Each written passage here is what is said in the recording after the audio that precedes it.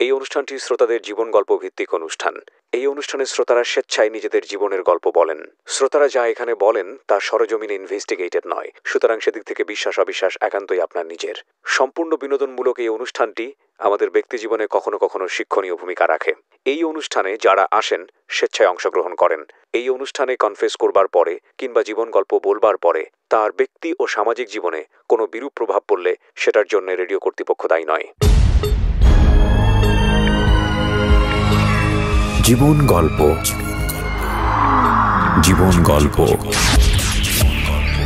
জীবন নাটকের চেয়েও নাটকীয়। সালামু আলাইকুম প্রিয় দর্শক এবং শ্রোতা, ভালো আছেন আশা করি। দোয়া এবং শুভকামনা জানিয়ে শুরু করছি জীবন গল্পের আরও একটি এপিসোড। আমি আরজি কিবরিয়া আপনার সঙ্গে রয়েছি। আমি কথা না বাড়িয়ে গেস্ট কে আছেন আমার সঙ্গে, শুরুতেই তার সঙ্গে আপনাদের পরিচয় করিয়ে দিচ্ছি। ফোনটা মিউট করেছেন? ফোনটা মিউট করা আছে? Edit part. প্রথমে আপনার নামটা একটু বলেন। জি, শিলা রহমান। শিলা রহমান। বয়স কত আপনার? 40+। 40-এর পর আপনি শুরু করেন ছোটবেলা থেকে, যেখান থেকে বলার আছে। আমার বাবা ক্লাস 5-এ যখন আমি পড়ি তখন উনি মারা গেছেন। জি। তারপর আমার মা চাকরি করত। আমাদের 5-6 ভাই বোন ছিলাম। তারপর মানে আমার বড় 2 বোনকে বিয়ে দিছে, তারপরে 2 ভাই, তারপর মানে আমি পঞ্চম, তারপরে আমার ছোট বোন। জন্ম জেলা কোথায় আপনার? জি, জন্ম জেলা লালমনিরহাট। হ্যাঁ। আচ্ছা। তারপর 2 বোনে বিয়ে হয়ে গেছে। তারপর 2 ভাই ছোট ছিল। আমি ক্লাস 5-এ ছিলাম তখন। মায়ের হাতে পুরো সংসার, 4 জন আমরা। যাই হোক, আমার আম্মু চাকরি করছে, আমাকে লেখাপড়া শিখাইছে, সবাইকে শিখাইছে। আব্বা নাই দেখে আমাকে কলেজে মানে ভর্তি করার পরই বিয়ে দিয়ে দিছে। বিয়ের পর ওখানে লালমনিরহাটে থাকা হয় নাই, হাজবেন্ড নিয়ে নারায়ণগঞ্জে চলে আসলাম। এখানে তো বেবি হলো, ছেলেটা হলো রিফাত, যাকে নিয়ে বলতে চাচ্ছি। ও হওয়ার পর 8 বছর পর আর একটা ছেলে হইলো। আর রিফাতের বয়স এখন 25 বছর, আর একটা ছেলের বয়স এখন 17 বছর। রিফাত যখন ক্লাস 10-এ পড়ে, রিফাত ছোটবেলায় খুব ভালো ছিল। ওকে। খুবই ভালো, শান্তশিষ্ট, ভদ্র, ব্রেন ভালো ছিল। ক্লাস 10-এ ওঠার পর ও আর স্কুলে যায় না। টেস্ট দিছে, টেস্ট পরীক্ষা যখন দিবে তখন আর ও স্কুলে যায় না হঠাৎ করেই। হ্যাঁ।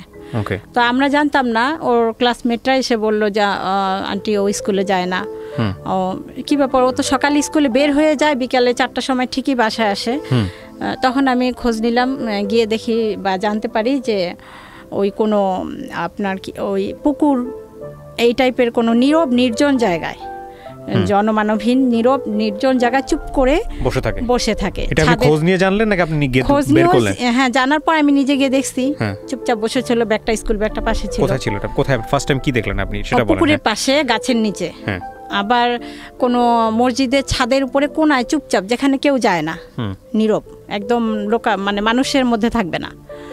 তারপরে বাসায় আনার পর কোনো বাড়ির ছাদে, 5তলা বা 6তলা এরকম ছাদে, তারপরে নিয়ে আসলাম যে কি ব্যাপার, না আমার স্কুল ভালো লাগে না, আমি স্কুলে যাব না।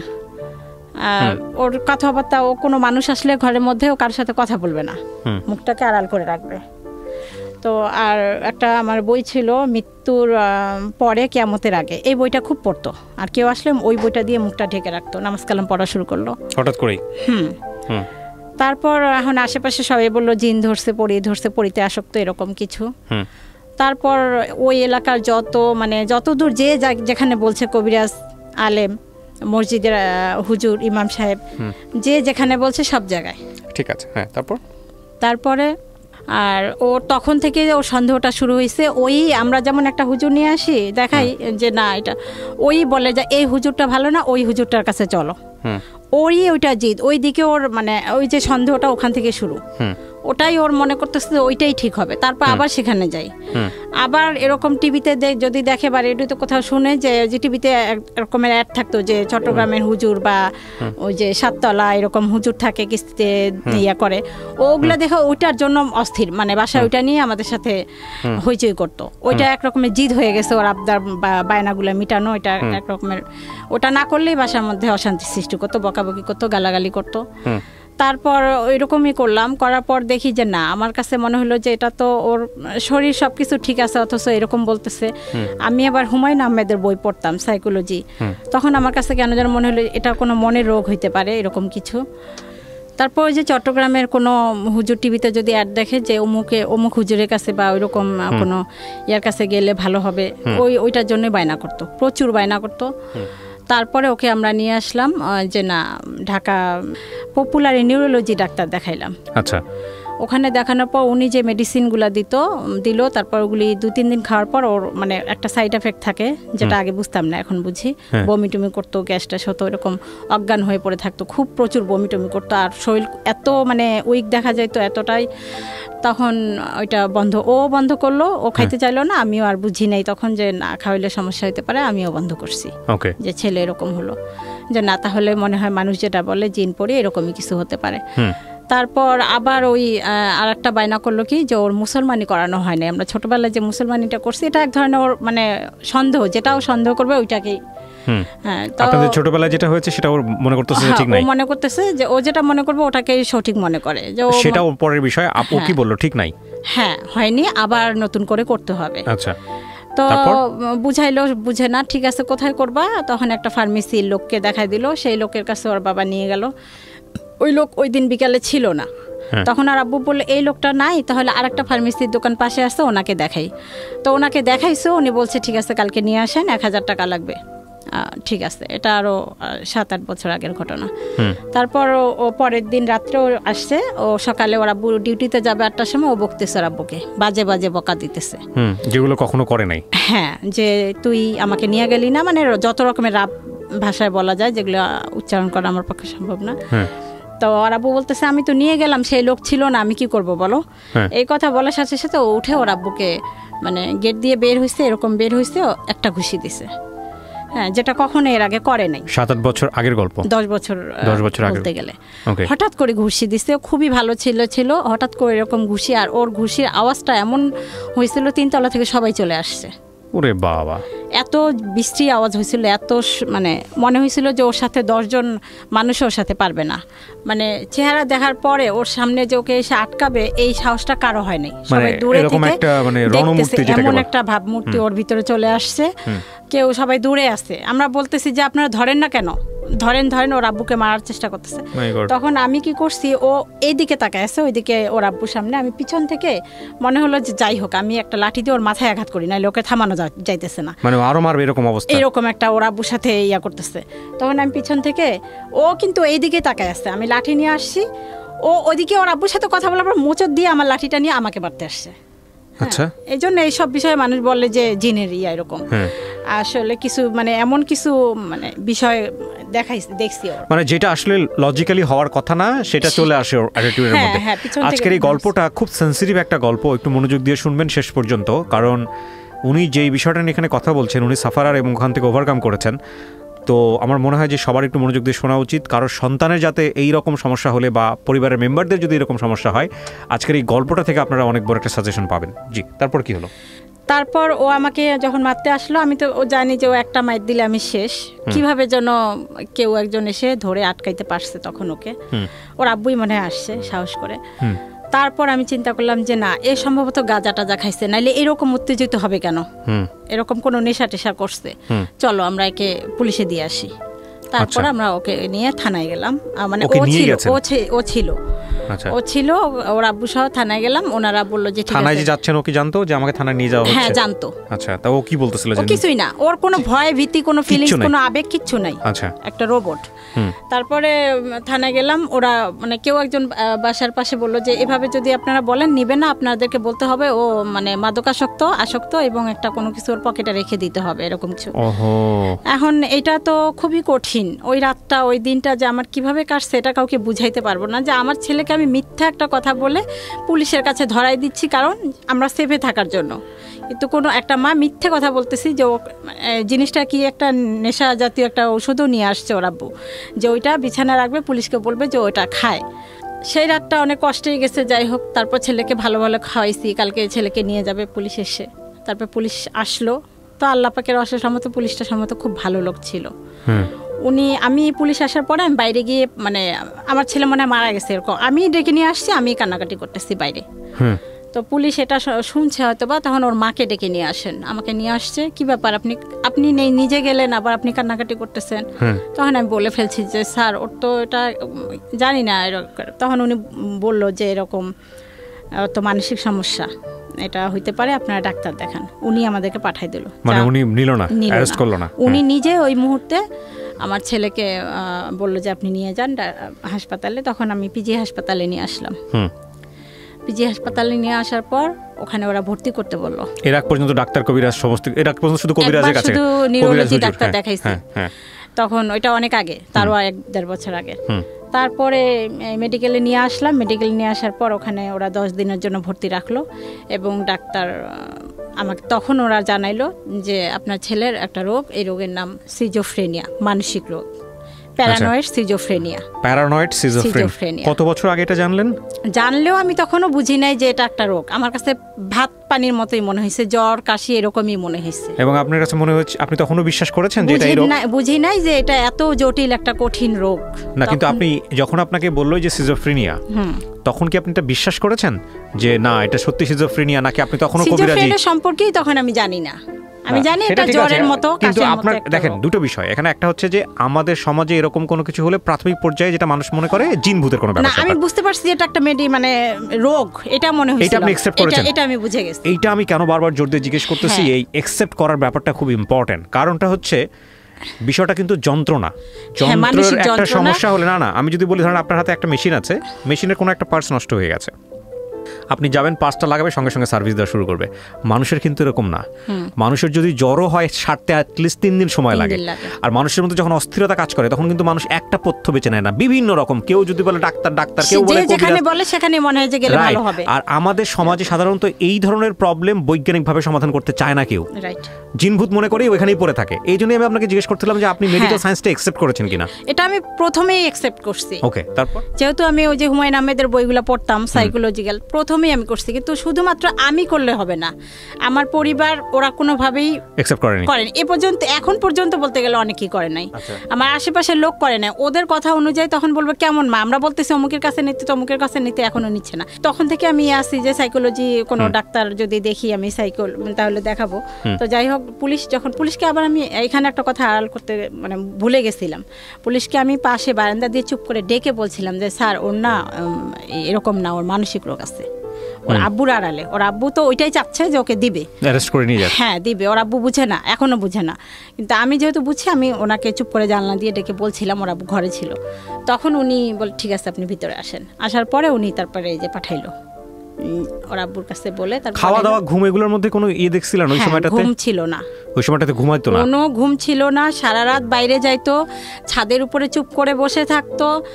আপনার পুকুরে মানে একটা বিল্ডিং এর পিছনে যে নোংরা জায়গাগুলো থাকে, আবর্জনা, মানুষ লোকে ইউরিন করে ত্যাগ করে, ওই রকম জঘন্য জায়গার মধ্যে এভাবে হেলান দিয়ে এভাবে পড়ে থাকতো।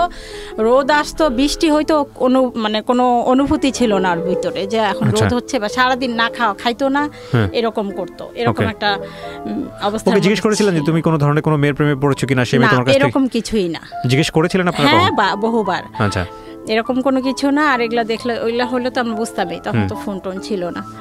তারপরে ডাক্তার কাছে নিয়ে আসার পর ডাক্তার আমাকে বলল, তখনও বুঝছি যে একটা মানসিক রোগ, এটা সেরে যাবে, কিন্তু এটা যে সিজোফ্রেনিয়া জটিল এটাও বুঝি নেই। তখনও বুঝছি যে ঠিক আছে এটা মানসিক রোগ।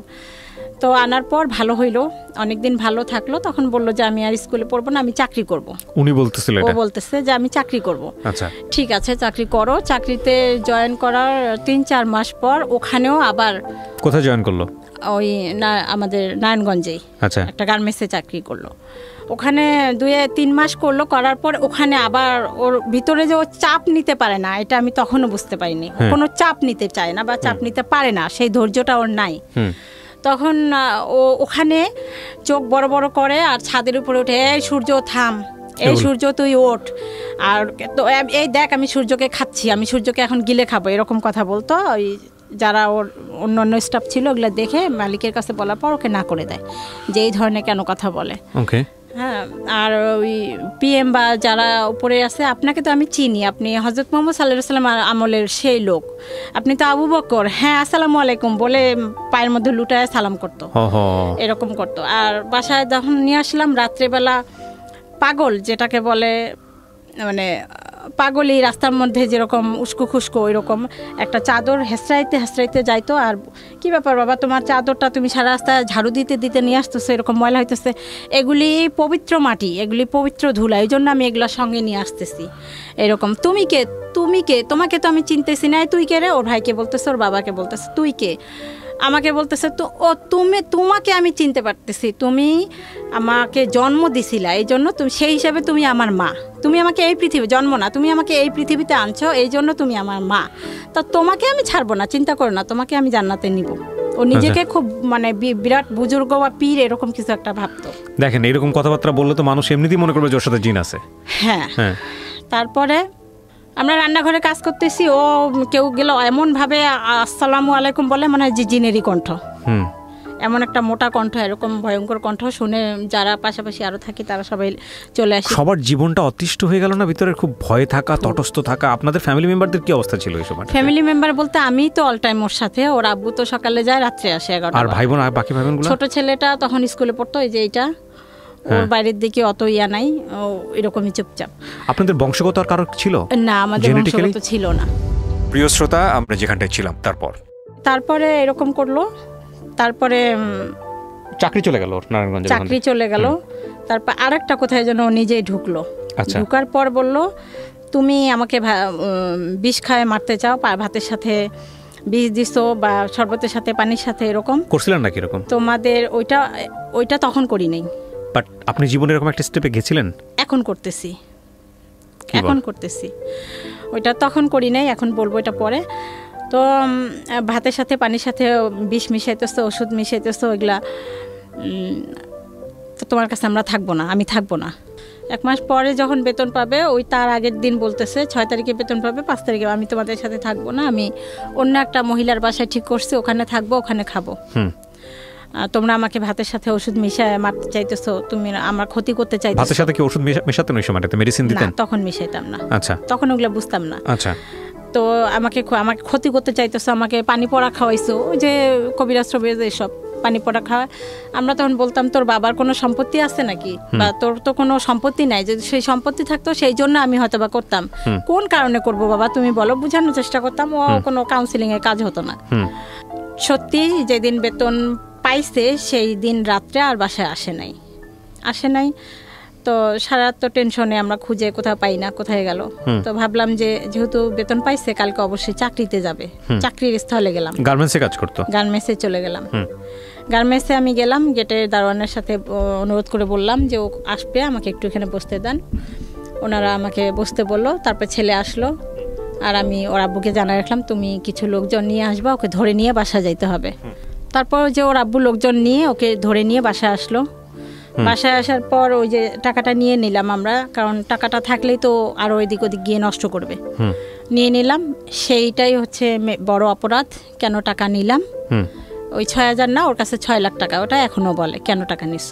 আচ্ছা, তো সেই জন্য 2-3 দিন পর এলাকার একটা গুন্ডা টাইপের কবির নামে এক লোক, আমার নামটা ঠিক মনে নেই, কবির নামটাই দিলাম। তো ওটাকে গুন্ডাই বলে এলাকার মধ্যে সবাই।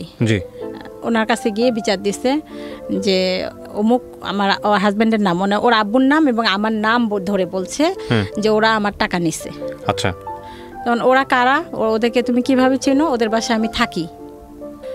তারপরে সেই লোক ওর আব্বুকে ডাক দিছে। ওই লোক যেই জায়গায় থাকতো একটা মাঠের উপর 3 তলা একটা ছাদের উপরে, আমরা যেটা এলাকায় শুনতাম যে উনি গাঁজা টাজা মদ এই টাইপের কিছু খায়, এবং ওই মাঠ দিয়ে যদি মানে এলাকার মানুষের ভাষা অনুযায়ী যেটা শুনতাম যে কোনো মেয়ে ওই রাস্তা দিয়ে গেলে উনি তাকে ধরে, বা কোনো মানে কোনো লোক মোবাইল টোবাইল নিয়ে গেলে ছিনতাই করে, এই টাইপের কিছু শুনতাম।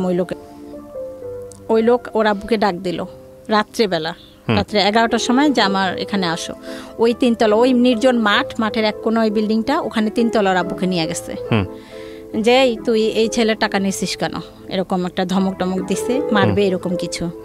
তোর আব্বু বলে এই তো আমার ছেলে টাকা আমি নেবো না, আর ওর একটু সমস্যা আছে, এখন ওকে টাকা দিলেও থাকবে না, বা চলে যাবে, কোনো একটা নষ্ট করবে, বা গাঁজা টাজা কিছু খাইতে পারে। তখন আমাদের ধারণা ছিল গাঁজা টাজা কিছু খায় এরকম কিছু, তো এই জন্য আমাদের সাথে রাফ বিহেভ করে এরকম কিছু। তারপরে সেই লোক বললো তোমার ছেলে কি প্রমাণ আছে?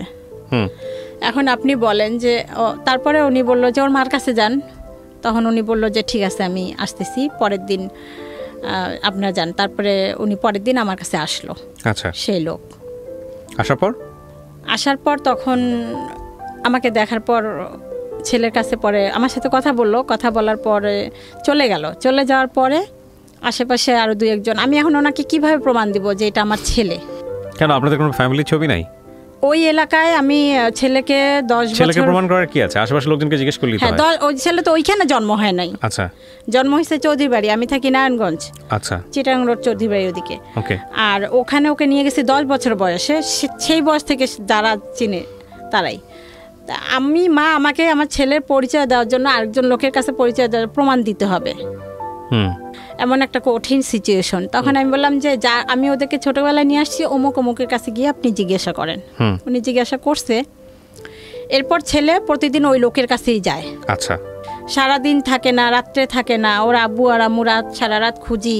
রাত্রে একটা কুকুরও যদি ঘেউ ঘেউ করে, মনে হয় যে রাস্তায় হয়তো বা ওকে কেউ মারছে, কেউ খুন করছে, হয়তো বা রাস্তায় লাশটা নিয়ে কুকুর চিল্লাচিল্লি করতেছে, টানাহাসটা করতেছে, এরকম একটা টেনশন থাকে। ওর আব্বুকে বলে ওর বন্ধুর বাসায় বা যাদের সাথে খেলাধুলা করতো তাদের বাসায় গিয়ে দরজার সামনে লাইট জ্বালা জুতা চেক করতাম যে এর ঘরে আমার ছেলে আছে কিনা। অত রাতে তো ওকে ডাকা যায় না, কার ঘরে গেছে, কোথাও খুঁজে পাইতাম না। পরে শুনতাম, দিনের বেলা পরে শুনতাম হয়তো ওই লোকের কাছে গেছে, অথবা পরে আস্তে আস্তে দেখলাম যে ও কোনো বাড়ির ছাদের চিপায় চুপ করে শুয়ে থাকে রাতের বেলা, বা কোনো মসজিদের ছাদের চিপায় নির্জন এলাকায় এরকম চুপচাপ শুয়ে থাকে, বাসায় আসবে না, বা দিনে সারাদিন নাওয়া খাওয়া নাই। বেশিরভাগ সময় ওই লোকের কাছেই থাকতো, ওই গুন্ডাটার কাছেই থাকতো। 10-5 টাকা হয়তো বা দিত। আমার রাত্রে দিলে তো একটা বিশাল টেনশন তখন, যে এই লোক না জানি আমার ছেলের হাতে ছুরি ঢুকায় ধরাই দিয়ে বলে যে ওই লোকটাকে খুন করে আয়, বা মোবাইলটা চুরি করে নিয়ে এরকম কোনো অন্যায় কোনো কাজে নাকি ওকে জড়িত করে, নাকি ওকে কিছু খাওয়ায়, এরকম একটা বিশাল টেনশন। কিভাবে এই লোকের কাছে আমি আমার ছেলেকে উদ্ধার করব। তারপর ছেলেকে উদ্ধার করার জন্য ওই লোকের কাছে ফোন দেই। তখন ওই লোক আমাকে এরকম একটা কথা বলে, মানে কথার ইয়াতে বোঝা যায় যে ওনাকে আমার ওনার ইচ্ছা পূরণ করতে হবে, এরকম কিছু একটা। এই ছেলের জন্য ছেলে ওখানে পাশে ছিল সম্ভবত, কথাগুলো শুনছে। তখন আমি ওনাকে স্ট্রেট জবাব দিলাম যে দেখেন, আপনি যদি এখন আমার ছেলের গলায় ছুরিও দিয়ে আমাকে বলেন ছেলে মারা যাক, ছেলের মৃত্যু একদিন হবে, আল্লাহ নিবে, আমি আপনার ওই কথায় কোনোদিনও রাজি হব না। আপনি যা খুশি তাই করেন, আমি আপনাকে আর ফোনও দিব না। আর একটা কথা শোনেন, আমি আপনার কথাগুলো কিন্তু রেকর্ড করে রাখলাম আমার সিমে। আমি যেহেতু আপনাকে বারবার ফোন দেই, যদি আমার ছেলের কোনো ক্ষতি হয়, এই রেকর্ড করা কথাগুলো কিন্তু চলে যাবে থানায়। এই কথাটা ওনাকে বলে দিলাম। তারপর আমি তখন স্কুলে চাকরি করতাম, কিন্ডারগার্টেনে। তো আমি স্কুলে যাওয়ার পর 8টা থেকে 10টা, তা আমি স্কুলে চলে যাওয়ার পর আমার ছেলে শুনতাম মাঝে মাঝে বাসায় আসতো, এসে ওই সময় খেয়ে যাইতো। তো ছোট ছেলেকে বললাম, ও যদি আজকে আসে তুই আস্তে করে বাইরে দিয়ে দরজায় তালা দিয়ে আমাকে ডাকতে যাবি। তারপর ওই রকম আসছে, ভালো রান্না করে রাখছি, যে ভালো রান্না দেখলেও খাবে। মুরগির মাংস ভুনা করছি, ও খাইতে খাইতে ওই সময়ের মধ্যে আমি চলে আসবো। তারপরে আসছি, এসে ওই অবস্থায় আমি যেভাবে ছিলাম সেই অবস্থা ওকে নিয়ে সোজা লালমনিরহাট আমার দেশের বাড়ি চলে গেছি। এটা কি আগে থেকে প্ল্যান করা ছিল আপনার? হ্যাঁ, না প্ল্যান ছিল না। আমার চিন্তা যে ওই লোকের কাছে কিভাবে আমার ছেলেকে আমি উদ্ধার করব, কবিরের কাছে যেতে দিব না, যেন কোনো অন্যায় কোনো কাজ ওকে দিয়ে না করায়। এই কবির নামটা ছদ্মনামে এখানে ব্যবহার করা হচ্ছে। ওকে, বলেন। তারপর ওই অবস্থায় উপরে আর একটা মহিলা ছিল, ওনাকে বললাম ও ছেলেকে তো নিয়ে যাওয়া যাবে না, এখানে আবার নাটক করতে হয়েছে। জীবনে অনেক নাটক করলাম এই ছেলের জন্য শুধুমাত্র। তখন ওই মহিলাকে বললাম, আপা আপনাকে আমার সাথে একটু অভিনয় করতে হবে। কি ছেলেকে বলতে হবে, যেহেতু ও পাগল, কোনো কবিরাজের নাম শুনলে ও সেখানে ছুটে যাবে। তো আপনি আসবেন, এসে আমাকে বলবেন, আপা আমাকে বকবেন ওর সামনে আমাকে বকলেও খুব খুশি হয়। আপনি আমাকে বকবেন আর বলবেন যে অমুক জায়গায় একটা আছে, ওখানে নিয়ে যান, আপনি আমাকে টাকা দিবেন। উনি সেটা এসে করলো, শায়লা নাম ওনার, ওই মহিলাটা এসে আমাকে বললো, আপা আপনি ছেলেটাকে এরকম ক্ষতি করতেছেন কেন, ওকে নষ্ট করতেছেন কেন? এই যে আমার কাছে একটা ভালো কবিরাজের ঠিকানা আছে, আপনি ওকে নিয়ে যান ওখানে। লালমনিরহাটের নাম তো বলে নাই, বাট আপনি লালমনিরহাটে তো নিচ্ছেন আলটিমেটলি। হ্যাঁ, ওকে। হ্যাঁ, তারপরে ওকে ওইটা বললো। তারপরে আমি উনি বলার পর আমার ছেলে রাজি হলো। ঠিক তো, কবিরাজের কাছে নিতেছো, কোনো চালাকি করতেছো না। শায়লাপা বললো যে এই বাবা আমি কেন তোমার মার সাথে চালাই, তোমার মা তো ভালো না, খারাপ, খালি তোমার ক্ষতি করতেছে, তুমি যাও তো, আমি খোঁজ নিব, আমিও যাইতেছি 2 দিন পরে, তুমি যাও। তারপর ওই কথা বলার পর ওকে নিয়ে আমি গাবতলী, নারায়ণগঞ্জ দিয়ে বাস আছে, তবু ওই বাসে আসিনি, সোজা গাবতলীতে এসে ওখান থেকে বাস নিয়ে মিলানমেহেটে চলে গেলাম। চলে গিয়ে ওখানে ওকে রেখে আমি তারপর চলে আসলাম, ব্যাক করলাম আমার ঢাকায় ওকে রেখে। ওকে, আচ্ছা, এখন এখানে পরের দিন আমাকে কবির ফোন করছে, ওই লোক ছদ্মনাম যার নাম দিলাম। হ্যাঁ, আপনার ছেলে কি অবস্থা, এখন যে ফোন দেন না, আপনার ছেলে যে খোঁজ খবর নেন না। তা বললাম না, আপনি তো, উনি এখন এটা জানে না যে আমার ছেলেকে আমি রেখে আসছি, আমার ছেলের খবর নেওয়ার জন্য উনি আমাকে হিসাবে ব্যবহার করছে। তখন আমি বলছি যে আপনি যা খুশি তাই করেন, আমার ছেলেকে আমি আনতে যাব না। তো উনি পায় নাই আমার কাছে, আমি ছেলে আসা ছেড়ে দিয়েছি। ওইরকম ছেলে আমার দরকার নেই যে আপনার মতো একটা গুন্ডার কাছে গিয়ে থাকতে পারে, আর আপনার মতো গুন্ডা এই ধরনের কথা আমাকে বলতে পারেন। আমি ছেলেকে ছেড়ে দিয়েছি, আপনি যা খুশি তাই করেন। তারপরে অনেক দিন পর, কয়েক মাস পর আমার ছেলেকে নিয়ে আসা হইলো ওইখানে। কার কাছে ছিল? লালমনিরহাটে আমার মায়ের কাছে ছিল। ওর কি ধরে বেঁধে রাখতে হইতো? তখন কোনো মাঝে মাঝে ও ভালো হয়ে যাইতো, অটোমেটিক ভালো হয়ে যাইতো, মাঝে মাঝে খুব নরমাল আচরণ করতো। মা আর একটা বিষয়, ও বাইরের কারোর সাথে কোনো খারাপ কখনো এই পর্যন্ত করেনি। ইন্টারেস্টিং। তারপর হ্যাঁ, অন্যান্য এই সিজোফ্রেনিয়া অন্যান্যরা করে, কিন্তু এর বেলায় সেই জিনিসটা এখন যায় নাই। তারপরে ওখানে মার কাছে রাখার পর মা মনে হয় কবিরাজ দেখাইলো। দেখার পর ওখানে কবিরাজ বলছে ওর সাথে 3টা শয়তান আছে, একটা ভালো শয়তান, একটা খারাপ শয়তান, এরকম নানান কিছু। তারপরে আসলো বাসায়, কিছুদিন ভালো ছিল। তারপরে আবার ঢাকা মেডিকেলে ডাক্তার দেখাইলাম, ওখান থেকে আবার ট্রিটমেন্ট করলাম, করার পরে আবার ভালো হইলো। ও বাসায় আসার পর, লালমনিরহাট থেকে ঢাকায় আসার পরে আবার অসুস্থ হয়ে গেল, আবার সে আগের মতো। তারপর আবার ইয়াতে ঢাকা পিজি হাসপাতালে নিয়ে ট্রিটমেন্ট করলাম। ট্রিটমেন্ট করার পর আবার সুস্থ হইলো, মানে কিছুদিন ট্রিটমেন্ট করলে ভালো থাকে, আবার কিছুদিন পর ও যখন ভালো হয়ে যায় তখন আর ওষুধ খাইতে চায় না, যে আমি ভালো হয়ে গেছি, আমি ওষুধ খাবো কেন। তারপর আবার একদিন হঠাৎ করে ও বললো আমার বুক জ্বালাপাড়া করে, আমার অস্থিরতা লাগে। তখন ঢাকাতে? লালমনিরহাটে। হ্যাঁ, লালমনিরহাটে, সরি এই নারায়ণগঞ্জে। তখন আলটিমেটলি আপনার বাসায় থাকে না কবিরের সঙ্গে? হ্যাঁ, চলে আসছে। আর আমরা কবিরের বাসা ওই এলাকা থেকে আরেকটা এলাকায় চলে আসছি, এই জন্য ওই লোকের থেকে দূরে। তারপর আমার বুক জ্বালা পরে, আমার অস্থির লাগে, মানে ঘরে আসে 5 মিনিট বসে, ভালো লাগে না, আবার বাইরে যায়, মনে হয় যে বাইরে গেলে ভালো লাগবে, আবার বাইরে গিয়ে আবার সারা এলাকা টোটো করে ঘুরে, আবার মনে হয় যে না ঘরে গেলে ভালো লাগবে, আবার ঘরে আসে, এরকম অস্থিরতায়। তারপরে লেখাপড়া তো একেবারেই বন্ধ, ক্লাস 10-এ উঠে বন্ধ। তারপরে একদিন ওকে আমি বললাম কি আমার সিমটা বিকাশ করতে হবে, চল তো বাবা যাই, পাশেই দোকান, 2 মিনিটের রাস্তা। ওকে নিয়ে গেছি, আর ওই ছবিটা নিতে মনে নেই, বাবা তুমি ছবিটা নিয়ে আসো, এমনি নর্মাল, কিন্তু ওই যন্ত্রণার কথাগুলো বলে। আমি বিভিন্ন রকমের ফার্মেসি থেকে ফাইল টাইল এটা সেটা আইনা খাওয়াই, যে গ্যাস্ট্রিকের কারণে হইতে পারে, এরকম গ্যাস্ট্রিকের ফাইল বা গ্যাস্ট্রিকের ওষুধ আইনা খাওয়াইতেছি, কোনো কমতেছে না, এরকম সবসময় বলতেছে আমার কেন জানি বুকে জ্বালা পড়া লাগে।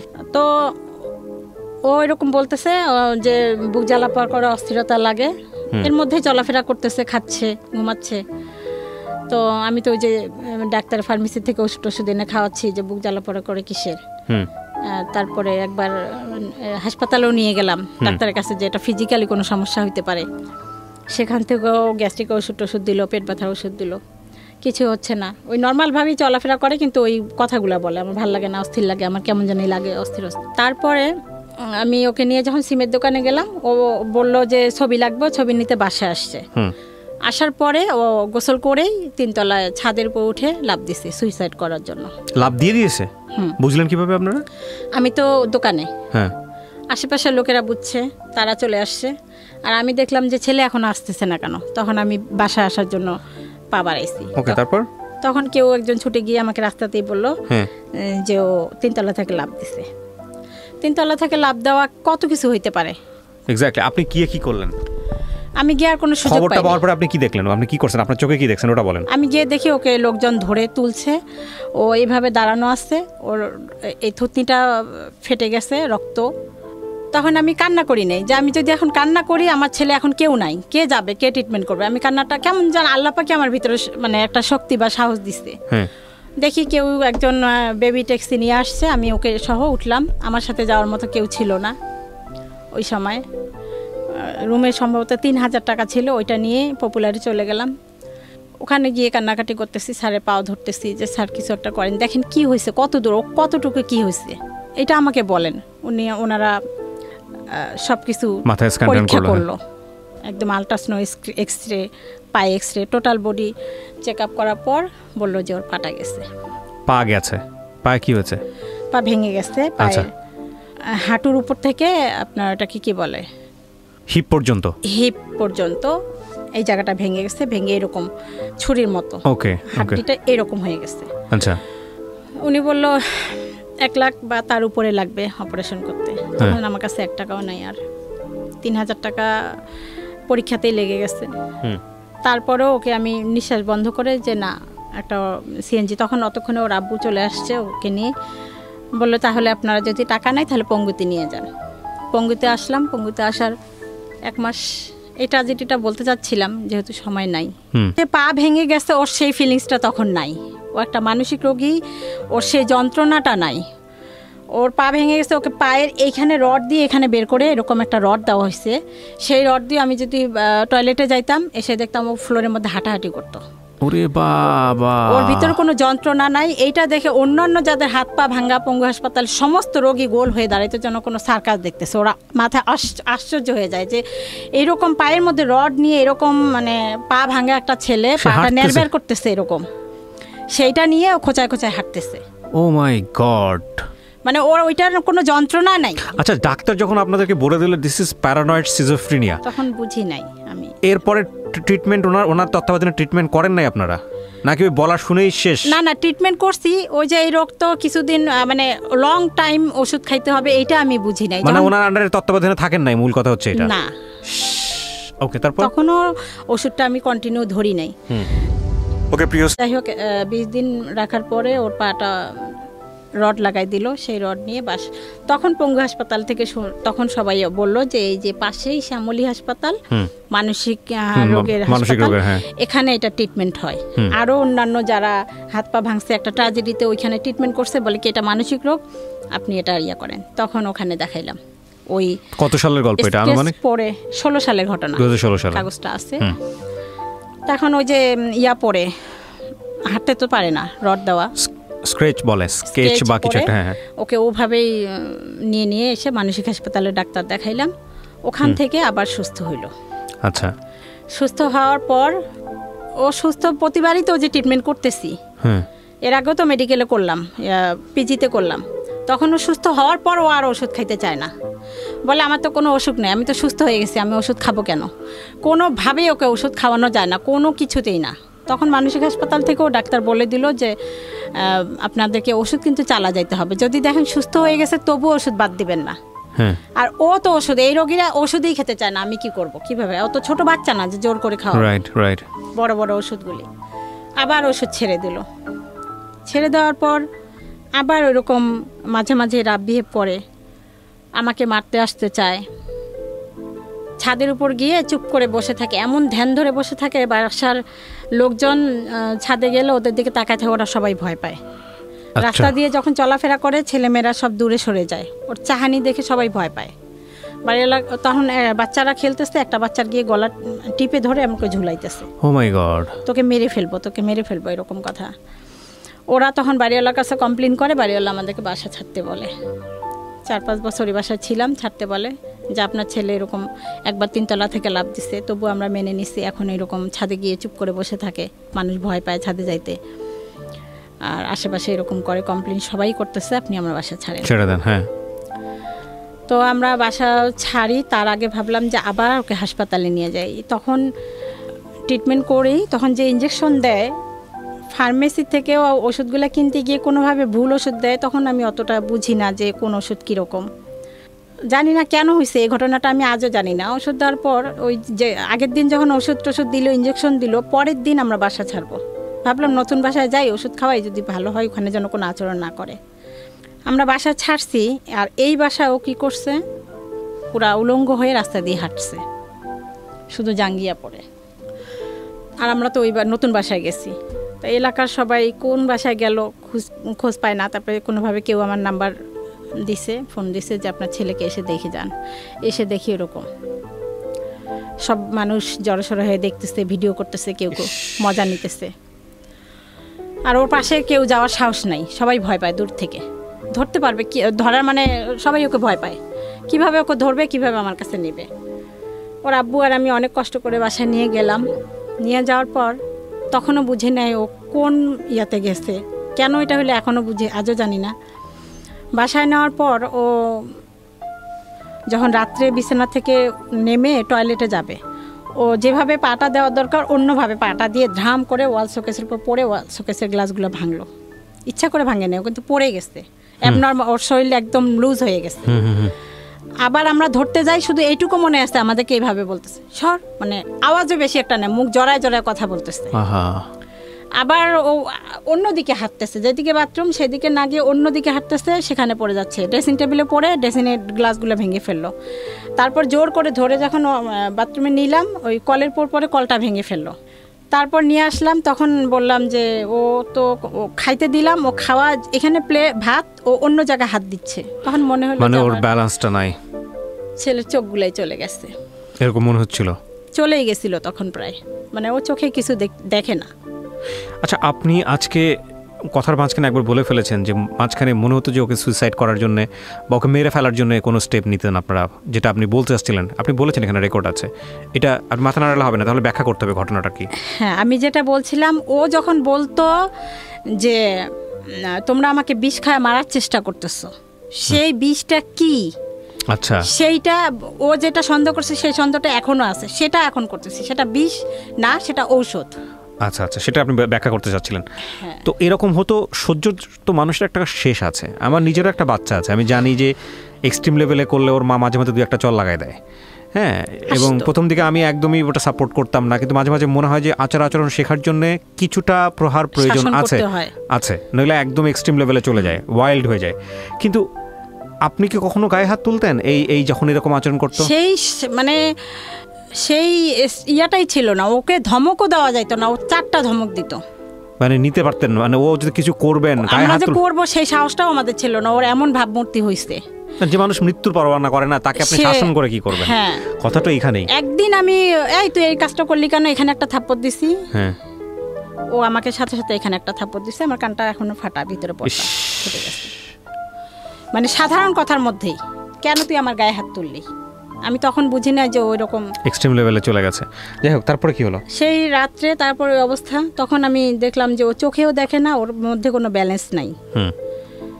ওকে তখন ওকে আমরা বাঁধার চেষ্টা করলাম, ওর আব্বু আর ছেলে ঘুমাই গেল, একবারের মধ্যে ওর আব্বু আর ছেলে ঘুমাই গেছে। তখন ও আমাকে ওকে আমি বুঝাইতেছি, দোয়া টোয়া পড়তেছি, তখন ও আমাকে বলতেছে, আমার পায়ের কাছে বসে বলতেছে, আম্মু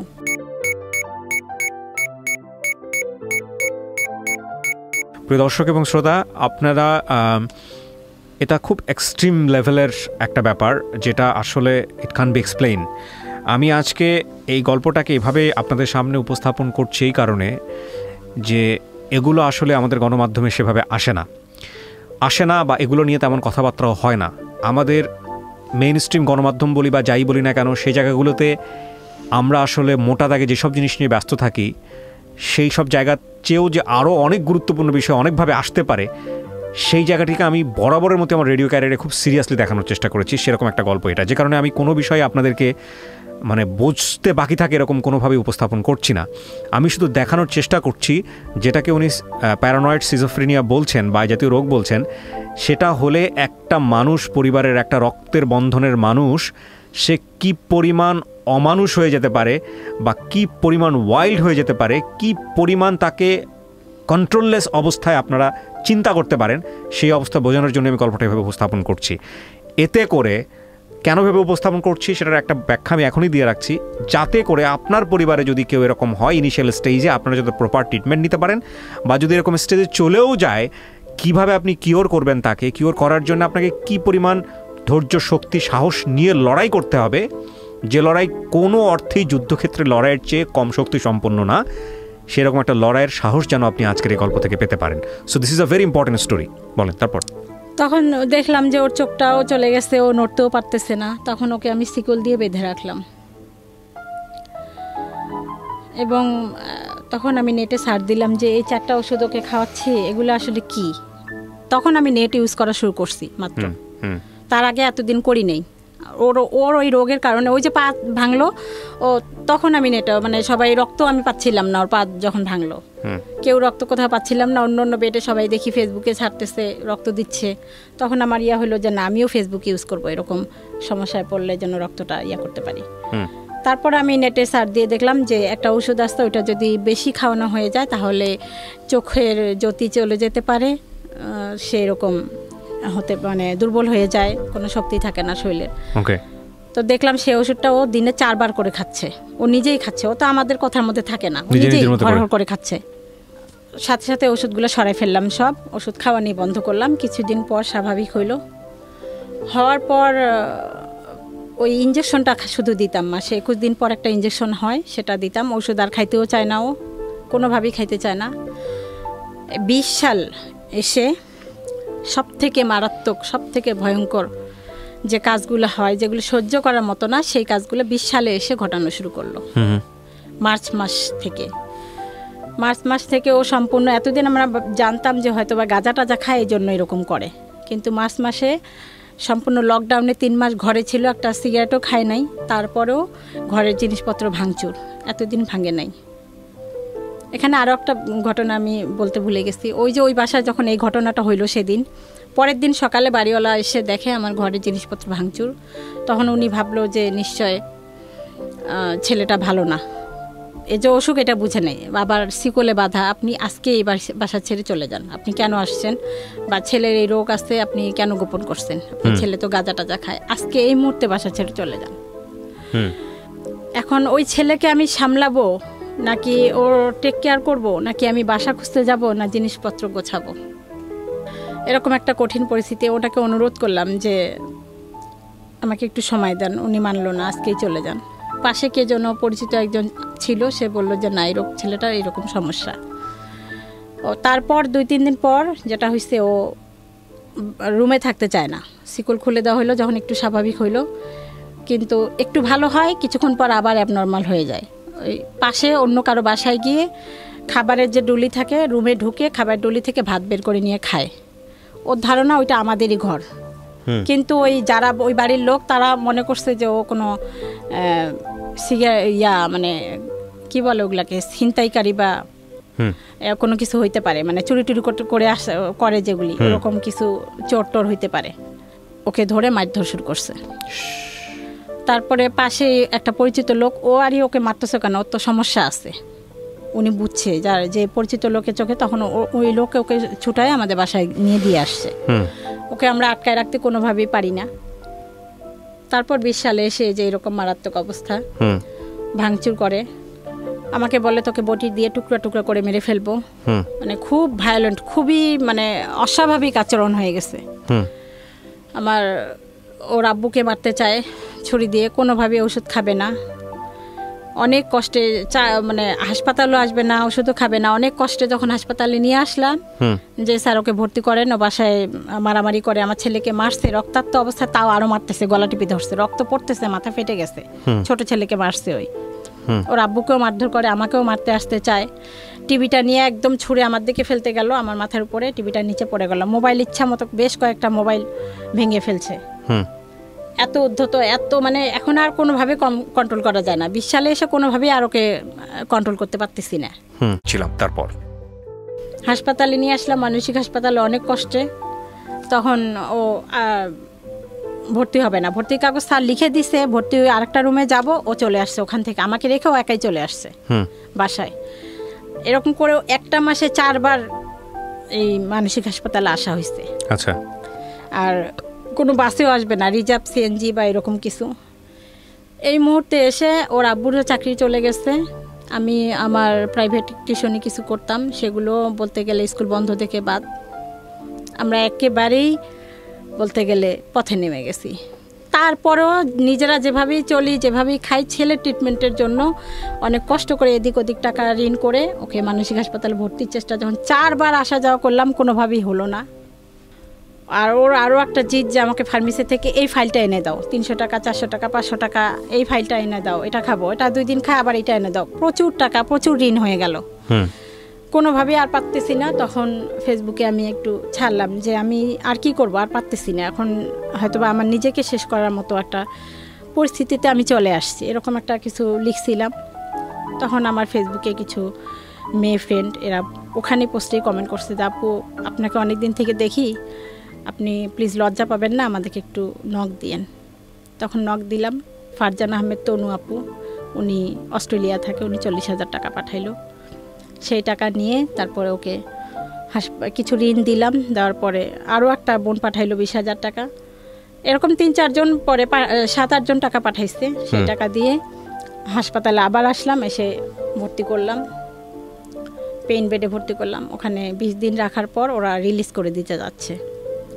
ওখানে হাসপাতালেও ঘটনা ঘটছে, অন্য যারা মানসিক রোগী তারা আমাকে মারছে, নার্স মনে করে মারছে না আপনাকে? হ্যাঁ।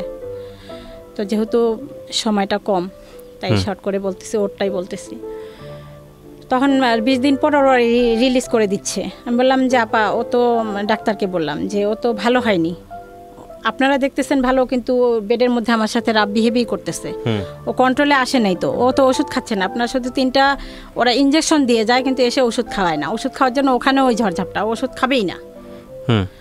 ওর বাসাতে তখন এই যে লাস্টে এই যে এই আসে, তুমি পানির মধ্যে আমি ওষুধ মিশাইছি, ভাতের মধ্যে ওষুধ মিশাইছি, পাতিল ভরা ভাত সব বাইরে ফেলে দিত, পাতিল ভরা মাংসের তরকারি সব বাইরে ফেলে দিত। মানে তখন ওষুধ মিশিয়ে খাওয়াতেন না? তখন খাওয়াই নেই। আচ্ছা। তখনও খাওয়াইনি, তখন ওইটাও বুঝিনি, ফেলে দিত ওর সন্দেহ। আর এতগুলা ভাত আমরা সবাই খাবো, সেটা কিভাবে আমি ওষুধ মিশাবো? রাইট। দেখা যায় আমি রান্না করছি, দুপুরে একটু পরে খাবো, ও তার আগে খাইতে গেছে, খাওয়ার পরে বলতেছে তুই ভাতের সাথে ওষুধ মিশাইছিস কেন, বলে সব ভাত ফালাই দিচ্ছে। এত অত্যাচার করার পর ওর গায়ে হাত তুলতেন না আপনারা? এটা আমি কোনো ইয়া নাই, ও মানে স্কোপ নাই ওকে একটা তুই ধমক দিয়ে কথা বলার স্কোপ নাই, এখনও নাই। এখন যে কন্ট্রোলে আসছে আলহামদুলিল্লাহ, এখনও নাই। যদি কখনো আবার আপনার কাছে আসতে পারি, ওকে নিয়ে দেখবেন একটা কোনো রকমের রাগ হয়ে কোনো কথা ওর সামনে বলা যাবে না, এখনও না। এখন আমাদেরকে মানে মানে খুব নম হয়ে থাকতে হয় ওর সামনে, খুব নীরব, খুব সাইলেন্ট এখনো থাকতে। কিন্তু ডাক্তার তো আপনাদের কোনো না কোনো সাজেস্ট করেছিল, কোনো না কোনো কিছু বলেছিল, কিছু কি বলেছিল? ওষুধটা নিয়মিত খাওয়াই যাবেন, লং টাইম আজীবন ট্রিটমেন্ট করতে হইতে পারে। ওষুধ খাওয়ার পরেও মাঝে মাঝে এরকম উত্তেজিত হইতে পারে, হবে। আর ওর সাথে ওর চাহিদাগুলো মানে ওর মতে থাকার চেষ্টা করবেন। ওর মতে থাকা মানেই টাকার খেলা। ও কোনো ড্রাগ নেয় পরবর্তীতে কি আইডেন্টিফাই করলেন? না, ড্রাগ নেয় না। আচ্ছা। মানসিক হাসপাতালে যখন রাখলাম 20 দিন পর, তারপরে ওনারা রিলিজ করে দিল। 2-1 দিন আমি, দোষ হচ্ছে যে 2-1 দিন আমি বাসায় চলে আসছিলাম, ওরা গার্জিয়ান রাখতে বলে। ও বাইরে কারো মানে অন্য বেডের কারো কোনো ক্ষতি করে না, তারপরও গার্জিয়ান চলে গেল কেন? আমাকে বাসা সামলাইতে হবে, আমার টিউশনি ছিল, ওই জন্য রিলিজ করে দিল। নিয়ে আসার 7টা দিনও ভালো থাকলো না। তখন আমি এখন কি করব? আমাকে ভিখারি হইতেই হবে, কোনো উপায় নেই। আমি আবার ফেসবুকে কিছু ফ্রেন্ডদেরকে নক দিলাম, ওরা সাথে সাথেই বললো যে আপনি যে বলছেন এটাই বিশাল। ওনারা কেউ 10,000, কেউ 15,000 এরকম টাকা পাঠাইলো। ওই টাকা দিয়ে আমি রিহ্যাবিলিটেশন সেন্টারে রাখলাম। অনেকেই বললো যে ও গাঁজা খায়, বা ওই সেন্টারে মানসিক রোগেরও ট্রিটমেন্ট হয়, প্লাস মাদকাসক্ত, দুইটাই হয়। ওখানে তখন রাখলাম। ওখানে 3 মাসের কোর্স একটা, সবাই বলে যে ওখানে গেলে ভালো হবে। ওখান থেকে ফিরে আসার 4-5 দিন ভালো ছিল। ওখানে ওদের সামনে সম্পূর্ণ ভালো, আপনি কথা বলবেন, আপনার বাইরে মানুষের সবার সাথে খুব ভালো, শুধু বাসায় আমাদের সাথে মানে বাবা মা আর শত্রু, ওর মা শত্রু, বাসায় আমাদের সাথে ভালো না। ওখানে ওরা বলে তো ওষুধ খাচ্ছে, এখন নিজের থেকে নিজে খায়, আর সমস্যা নেই, নিয়ে যান। নিয়ে আসলাম। আর এতগুলো টাকা দিয়ে খরচ করে বারবার তো আমাদের রাখা সম্ভব না। নিয়ে আসার পরে 4-5 দিন ভালো ছিল, তারপরে আবার সেই রাব বিহেভ। এখন আমি চিন্তা করলাম যে আর রিহাবে ওই একই ওষুধেই 3 বেলা খাওয়ায়, মানসিক হাসপাতালে ওষুধেই 3 বেলা খায়, একটা জায়গায় আটকায় রাখে। আমি আমার ঘরকেই রিহ্যাবিলিটেশন সেন্টার বানাবো। আমি আপনাকে কিছু কোশ্চেন করি, হ্যাঁ? আপনি আমার কোশ্চেনের অ্যান্সারগুলো দেন, তাহলে আপনার গল্পের একটা জায়গায় আমরা আসতে পারবো। কত সালে প্রথমে এই রোগটা ধরা পড়ে ওর? আমার এটা 12 সালে মেবি, 2012 সালের দিকে। আজকে হচ্ছে 21 সাল, 9 বছরের গল্প আপনার। 9 বছরের গল্প 1 ঘন্টায় তুলে নিয়ে আসা সম্ভব না, প্রথম কথা হচ্ছে এটা। এবং 9 বছরের গল্পের আপনি যদি একটা দিনের অনুভূতি বর্ণনা করেন, এটা আপনার ঘন্টার পর ঘন্টা লাগবে, এটাও আমি জানি। এখন আমি যেটা বুঝতে পারছি যে ও সাময়িক সুস্থ অবস্থার মধ্যে আছে। ওর বয়স কত হয়েছে এখন আনুমানিক? 25 বছর। 25 বছর। ওর কি বিয়ে শাদী দেওয়ার চেষ্টা করেছেন? এখন করতেছি। এখন করতেছেন। সমস্ত কিছু জানিয়ে যখন আপনারা যান স্টেপ নেন তখন কি হয়? বিয়ের জন্য আপনারা কিভাবে স্টেপ নেন? লাইক পাত্রীপক্ষকে সমস্ত কিছু জানান, ওর ব্যাপারে জানিয়ে তারপরে স্টেপ নেন? হ্যাঁ, ও রাজি? এটাই বলছি যে ও এখন মোটামুটি স্বাভাবিক পর্যায়ে আছে। তো আমি এমন একটা মেয়ে চাই যে মেয়েটা খেতে পারে না, এরকম যেই ঘটক তাকে বলছি যে এমন একটা অসহায় মেয়ে আমাকে এনে দেন যে এসে যদি অনেক মেয়ে আছে যারা খেতেই পারে না পরিবারে, মা বাবা বা অন্য জায়গায় বিয়েটি হয়ে গেছে, মানুষের বাসায় কাজ করে খাইতেছে, এরকম অনাথ নিয়ে আসেন, বা লেখাপড়া জানে না, আমি তাকে বাংলাটা শিখাবো, আরবিটা শিখাবো, তৈরি করে নেব আমার মতো। অন্ততপক্ষে যেন এটা ওর জন্য সোয়াব হয়, ওর জন্য ভালো হয়, আমার সোয়াব হবে। আমি তো আছি, আমার তো একটা মেয়ে নাই, মেয়েও লাগে। কিন্তু এখানে কথা হচ্ছে যে এরকম ফ্যামিলিতেও গেছে, তারাও নেয় না। আপনি সেটা বললেন, বাট আমি জানি না আপনার এই উদ্দেশ্যের জায়গাটা, আমি জানি না আল্লাহ কার কপালে কি লিখে রেখেছেন, বাট আমি মনে করি এইভাবে চিন্তা না করে বরং অ্যাকসেপ্টেন্সের জায়গা থেকে নর্মালি ট্রাই করা উচিত। আপনার মনে হতে পারে যে একটা মেয়ে যে আসলে অনেক বেশি ঠেকা অনেক দিক থেকে, সে অন্তত এরকম একটা ছেলেকে মেনে নেবে, বিষয়টা এরকম না। বিষয়টা আসলেই এরকম না, বরং আপনি ফাইন্ড আউট করেন এরকম পরিবার, যে পরিবারে অন্তত এই রোগটা সম্পর্কে জানে, বা যারা অন্তত কোনো না কোনো স্টেজে সাফার করে গেছে, তারা রিলাই করতে পারবে। তো আমি নিঃসন্দেহে এটা একটা ভয়ঙ্কর রকমের যুদ্ধ। আমি গল্পের শেষে এসে কী মন্তব্য করবো আমি খুঁজে পাচ্ছি না। তবে কেউ যদি আপনাদের এই গল্প শুনে আপনার সঙ্গে কন্ট্যাক্ট করতে চায়, আপনি যদি তাকে অ্যাকসেপ্ট করেন, তাহলে লিবারেলি আমরা যেটা বলেছি অনুষ্ঠানের শুরুতে, আমরা সেই কাজটা করব, আমরা যোগাযোগ করিয়ে দিব। আর আমি আপনার সমস্ত কিছু এখানে পরিচয় গোপন রেখে, সমস্ত কিছু গোপন রেখে আমি এখানে উপস্থাপন করেছি। আমি চাই না কোনোভাবে আপনার সামাজিকতা ক্ষতিগ্রস্ত হোক। এবং মা হিসেবে আপনি যে কথাগুলো এখানে বলেছেন আপনার সন্তানকে নিয়ে, সেটা প্রশ্নাতীতভাবেই আমরা বিশ্বাস করব, কারণ মা তো মাই। বাকিটুকু আপনি জানেন কতটুকু সত্য কতটুকু মিথ্যা। তবে আপনি যে ব্যাপারটা বলেছেন যে প্যারানয়েড সিজোফ্রেনিয়া, এটা যদি কেউ গুগলে সার্চ করে, ইউটিউবে সার্চ করে, তাহলে খুব ভালো করে ধারণা পাবে যে আসলে কি হয় এটা হলে। তো প্রিয় দর্শক এবং শ্রোতা, গল্পটা খুব অল্পতেই আমরা শেষ করছি। আপনারা কেউই হতাশ হবেন না, সারা জীবন জুড়েই আপনাদেরকে ট্রাই করতে হবে, এবং এই ট্রাইয়ের জায়গাটা যেন কখনোই আপনারা ছেড়ে না দেন, যদি সত্যিই মনে করেন এই মানুষটা আপনার জীবনের জন্য খুব গুরুত্বপূর্ণ। কিছু বলার আছে শেষে আপনার? আমি এটাই বলবো যে এই রোগ যদি কেউ বুঝতে পারে কোনোভাবে যে তাদের পরিবারে কারো মানসিক সমস্যা আছে, তারা কোনোভাবেই যেন ট্রিটমেন্টটা ছেড়ে না দেয়।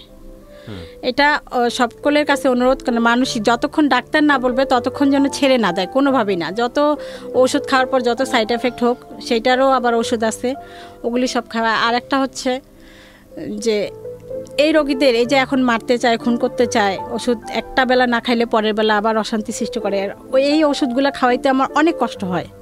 শিকল দিয়ে বেঁধে রেখে ওকে খাওয়াচ্ছি। এখন বাসায় আমি রিহ্যাবিলিটেশন সেন্টারের মতো করে নিছি, আশেপাশের লোকজনকে ডেকে ওকে শিকল দিয়ে বাঁধি, ও খায়, তারপর যখন নিস্তেজ হয়ে যায় তারপর শিকল খুলে দেই, এভাবে খাওয়াচ্ছি। কখনো এখন যেটা করতেছি ভাতের সাথে কখনো দিচ্ছি, ও বলতেছে এতদিন বলেই আসছে, এখনও বলতেছে, তবু আমি দিচ্ছি, দিয়ে ওষুধের সাথে, স্যালাইনের সাথে, বিভিন্ন কিছুর সাথে দিয়ে ওর ওষুধটা কভার করতেছি। বিধায় আলহামদুলিল্লাহ এখন অনেক মানে ভায়োলেন্ট ভাবটা কমে গেছে। তো বাকি যে নর্মাল যে আচরণগুলা, আমাকে বকাঝকা করা, আমাকে মানে খুন করতে চায়, আমাকে বকা দেয়, গালাগালি করে, এগুলি কন্টিনিউয়াসলি তো আপনি তো ওর সাথে থাকতেছেন অ্যাটাচমেন্টের জায়গাটা। যেহেতু এই রোগের কোনো মানে এই মানসিক রোগের কোনো পুনর্বাসন কেন্দ্র বাংলাদেশে নাই, শুধু দুইটা হাসপাতাল, একটা মানসিক হাসপাতাল শ্যামলীতে আর একটা পাবনায়। শ্যামলীতে তো গার্জিয়ান থাকতে হবে, পাবনায় থাকবে না। পাবনায় দিও কি, আমি আমার আশেপাশে যাদের কাছে শুনলাম, ওরা পাবনা থেকে রিটার্ন এসে আজীবন ট্রিটমেন্ট করতেই হয়, আর ওরা ওষুধেই খাবে না। তাই সরকারের কাছে, মাননীয় প্রধানমন্ত্রীর কাছে আমার আকুল আবেদন, অনুরোধ যে এই ধরনের রোগীদের বাসস্থানের জন্য যেন একটা পুনর্বাসন কেন্দ্রের ব্যবস্থা করে। তাহলে আমার মতো এরকম অনেক মানে পরিবার আছে, তারা একটু স্বস্তি পাবে। কেউই চায় না যে পাকা রাস্তার মাঝখানে দাঁড়ায় থাকতে, যে এইখানে বাস আসতে পারে, ট্রাক আসতে পারে, সবসময় একটা আতঙ্কের মধ্যে থাকতে হয় ওকে নিয়ে, কখনো কোন কাজটা করে বসবে। একটু সময় বের করে আজকে আপনার কাছে আসছি, এর মধ্যে বারবার ফোন দিচ্ছি এবং ও ফোন দিচ্ছে, এটা আমার ভিতরে অনেক একটা টেনশন, না জানি কি করতেছে। আজকে ডাবল ওষুধ খাওয়াই আসছি এই জন্য, যেন কোনো কিছু না করে। ওকে প্রিয় দর্শক এবং শ্রোতা, শেষ হয়ে হলো না শেষ, অদ্ভুত এক গল্প। এই গল্প হয়তো আজকে রাতে অনেকেরই ঘুম কেড়ে নেবে, তবে আমরা দোয়া করি কারো পরিবারেই যেন এরকম না হয়। যদি হয়েই যায় তবে মনে রাখবেন, জীবন একটা যুদ্ধক্ষেত্র, আমৃত্যু সেই যুদ্ধ আমাদের করে যেতে হয় এবং কখনোই যেন আমরা নিজের জায়গাটা থেকে নিজেকে সেই জায়গাটায় কম্প্রোমাইজ না করি। কারণ নিজে ভালো থাকা মানেই ভালো থাকা নয়, ভালো থাকতে হলে চারপাশের মানুষদেরকে নিয়েই ভালো থাকতে হবে, অন্তত পরিবারের